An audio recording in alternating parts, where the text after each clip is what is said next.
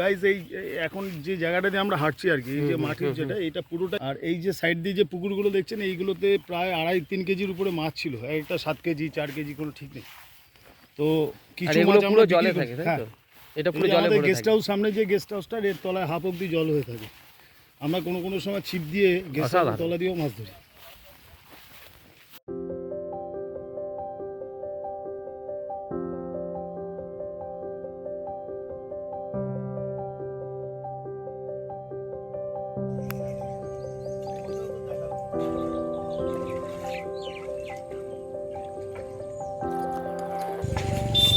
যাই হোক, একটা ছোট ছিপ নৌকা নিয়ে বেরোচ্ছি, তাই তো? মাছ মাছ ধরাটাই উদ্দেশ্য না। আজকে মোটামুটি গরমকালে সুন্দরবনটা একটুখানি উপভোগ করতে যাচ্ছি। আজকে মেনলি দাদা, আমি আর সুমন, তো তিনজনই আমরা আজকে একটু ছোট্ট নৌকা বিহার আর কি। আর এখন একটুখানি বারণ করাও আছে, কোনো একটা বাইরে বেরোবো না, ওই সাইডে একটুখানি ঘুরে চলে যাবো। ঠিক আছে, পয়সা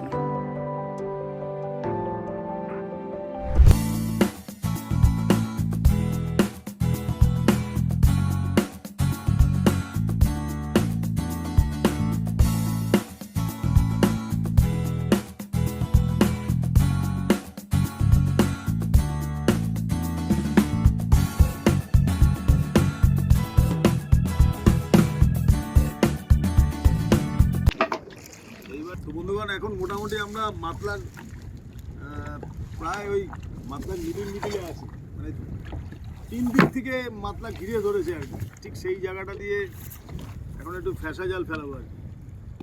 তো ফ্যাসা জালে কী হবে না হবে পরের ব্যাপার। আর এখন সত্যি কথা বলতে মাছটা একটু কম হচ্ছে, বর্ষাটা আসলে আর একটু মাছটা হয়, আমি যতটুকুনি জানি আর কি, আমার চেয়ে ওরাই ভালো জানে। বাট আমরা দেখছি কতটা কী মাছ হয়। প্রথমে বলে নিয়েছি যে এখন গরমের মধ্যে বেশিক্ষণ নৌকা নিয়ে থাকবো না আমরা, তো ওই ফ্যাসা জালটা ফেলবো, দেখা যাক কত হয়। আপনাদের মোটামুটি সুন্দরবনের যে সৌন্দর্যটা, যে প্রাকৃতিক সৌন্দর্য আর নৌকা আর এই যে মাছ ধরা, বিভিন্ন রকমভাবে যে মাছ ধরা হয়, এগুলো প্রচুর ভিডিও দেখেছেন হয়তো আপনারা।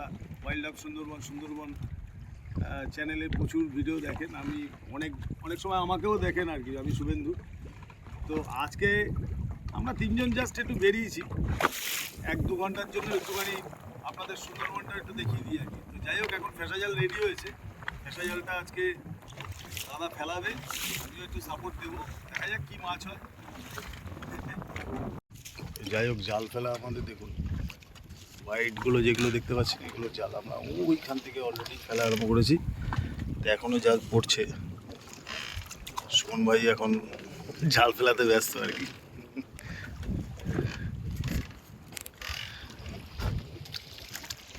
দাদা তো মাঝি দিয়েই যাচ্ছে।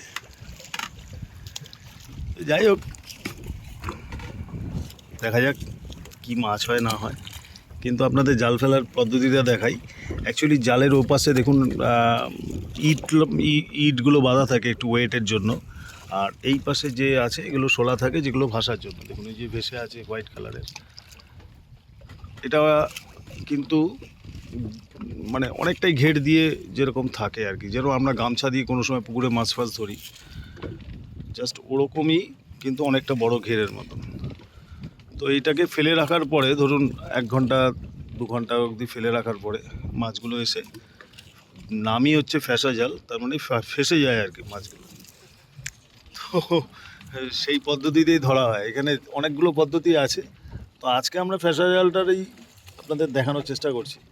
কিন্তু এখানে অনেক সময় আবার আমাদের মাছ, এই ফ্যাসা জালের মাছ ধরা হয় প্রায় 3-3.5 কেজি, তারপরে সেটাকে নিয়ে আবার বড়শিতে গেঁথেও ফেলানো হয়, সেখানে আবার ওয়েট করে তারপরে বড়শি তুলে কিছু মাছ দেখানো হয়। আর আরও অনেকগুলো আছে, ফ্যাসা জাল আছে, সে আছে কাঁকড়া ধরা আছে, যেগুলো আমাদের এই সুন্দরবনের একটা প্রাকৃতিক সৌন্দর্যের মাঝখানে জীবিকাও যেটা নির্ভর করে আর কি। কতগুলো মধু বলুন, মাছ আর মধুর উপর পুরোপুরি ডিপেন্ড করে। তো সেই জায়গায় সেই জিনিসগুলো দেখাচ্ছি। দেখুন আমাদের জাল প্রায় অনেকটা, ক্যামেরায় অতটা ভালো আসবে না, বাট এই হচ্ছে। তো যাই হোক বন্ধু, এখন মোটামুটি আমাদের জাল কমপ্লিট, তাই তো শুনুন? তো তো কিছুক্ষণ আমরা ওয়েট করব, বেশিক্ষণ না হলেও কিছুক্ষণ আমরা ওয়েট করব, ওয়েট করে জালটা তুলে তারপরে আপনাদের দেখাবো। প্রচণ্ড মানে দোল তো খাচ্ছেই, মাতলা নদীর নামই মাতলা, বুঝতেই পারছেন মাতলা নদীতে ঢেউ প্রচুর, আর আমরা ছোট্ট একটা নৌকা নিয়ে বেরিয়েছি। চলুন আবার দেখা হচ্ছে মাছ ধরার সময়। তো যাই হোক বন্ধুগণ, এখন মোটামুটি জাল তোলা স্টার্ট হয়েছে আর কি। তবে আমি প্রথমেই বলেছিলাম যে এখন মাছ টাছগুলো একটু কমই হচ্ছে, সেই জন্য এই সময় অনেকটাই মাছ ধরতে আসে না। তো যাই হোক, আমার রিকোয়েস্টেই আসা, তবে মাছ এখনো দেখা নেই। হ্যাঁ, আচ্ছা আচ্ছা। মানে জেলে ভাই বললো যে, দাদা বললো যে এই সময়টা জলের নালা হয়, মানে নালা মানে এই যে এত পরিষ্কার জল হয় না। এবার ওই জাল যদি মাছ দেখে নেয় পরিষ্কার জলে, তো এই সময়টায় নালা হয় একটু, মানে লোদ টাইপের একটা বলে, নালা হয় বলে আর কি এদের বাসাতে। তো সেই হিসাবে নালে এতক্ষণে প্রচুর মাছ উঠতো। তো সেই জন্য কি হচ্ছে, মাছটার অতটা দেখা নেই আর কি। ঠিক আছে, যদি কোনো মাছ ওঠে আমরা নিশ্চয়ই দেখাবো। তো বন্ধুগণ, এটা হচ্ছে, একটু বলে নিই, এটা হচ্ছে জেটি ঘাট।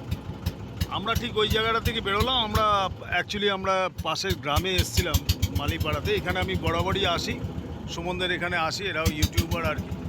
কিন্তু আপনাকে একটা জিনিস দেখিয়ে দিই, এটা হচ্ছে জেটি ঘাট। দেখছেন এই লঞ্চগুলো দাঁড়ানো আছে, আর এই লঞ্চটার ওইখান থেকে রাস্তাটা সোজা গিয়ে ওইখানে সমস্ত রিসর্ট কিংবা হোটেলগুলো আছে। আমি ডেসক্রিপশানে কিংবা এইগুলোতে আমি পরে দিয়ে দেবো যে কীভাবে আসবেন কিংবা কোথায় থাকবেন কিংবা করবেন। বাট আমরা যে মানে নৌকা করে যে আমরা মাছ ধরি কিংবা বসি ফেলিয়ে মাছ ধরি কি ফেঁসা জাল, এইটা কিন্তু আমাদের লিস্টের মধ্যে নেই। দেখুন এখান থেকে নৌকা যাচ্ছে, দারুণ লাগছে। তো এইখানে কিছুটা আমি ডিটেলসে বলে দেবো মোটামুটিভাবে, আর এইটুকুনি দেখিয়ে দিলাম যে এই জায়গাটা দিয়ে ছাড়ে আর কি। তো আমরা একদম যেখানে আছি আর কি, আমি যেখানে যাদের বাড়িতে উঠেছি কিংবা পাশের গ্রাম আর কি, তারা সবাই জীবিকা কিংবা বলুন কিংবা ইসে বলুন, তারা জেলে ফ্যামিলির, যাই হোক।